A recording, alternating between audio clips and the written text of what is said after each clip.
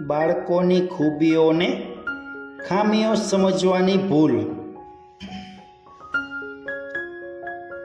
13 વર્ષની ઉંમરની એક વિદ્યાર્થિનીથી શાળાના બધા શિક્ષકો કંટાળી ગયા હતા, કારણ કે આ છોકરી વર્ગમાં પગ વાળીને બેસતી જ ન હતી।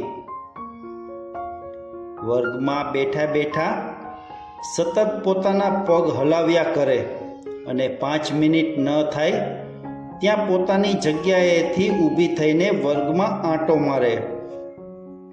શિક્ષકો ગમે તેવી સજા કરે તો પણ એની કોઈ અસર આ છોકરી ઉપર થતી નહોતી। છેલ્લા ઉપાય તરીકે આ છોકરીની મમ્મીને શાળાએ બોલાવવામાં આવી। શિક્ષકે એમને કહ્યું કે આ છોકરી ભણવામાં બિલકુલ ધ્યાન આપતી નથી, એ શાંતિથી વર્ગમાં બેસી શકતી નથી।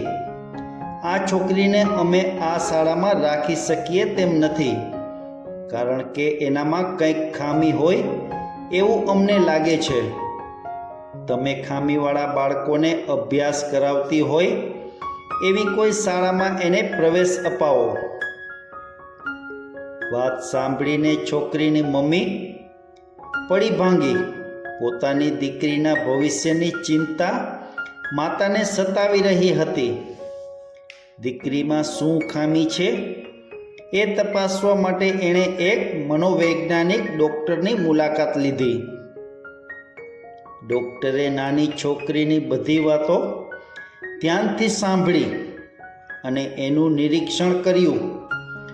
છોકરી શાંત બેસી રહેવાને બદલે એના પગ હલાવતી હતી અને વારે વારે ઊભી થતી હતી। ડૉક્ટરે એની ચેમ્બરમાં રહેલો રેડિયો ચાલુ કર્યો અને છોકરીને ડાન્સ કરવા માટે પ્રોત્સાહિત કરી। થોડી જ વારમાં 13 વર્ષની ઉંમરની આ છોકરી કોઈ પણ જાતની તાલીમ વગર અદ્ભુત ડાન્સ કરવા લાગી। ડૉક્ટરે છોકરીની માતાને કહ્યું, તમે કોઈ ચિંતા ન કરો, તમારી દીકરી ખામીવાળી નહીં પણ ખૂબીવાળી છે। ભગવાને એનામાં નૃત્ય કળા ઠાંસી ઠાંસીને ભરી છે, અને તમે કોઈ સારી સંગીત અને નૃત્યની શાળામાં મોકલો। ડૉક્ટરના આ આદેશ પ્રમાણે એ છોકરીને એક સારી નૃત્ય શાળામાં મૂકવામાં આવી અને યોગ્ય તાલીમના કારણે આ છોકરી કેવળ પોતાના શહેરમાં નહીં પરંતુ સમગ્ર વિશ્વમાં પ્રસિદ્ધ બની ગઈ।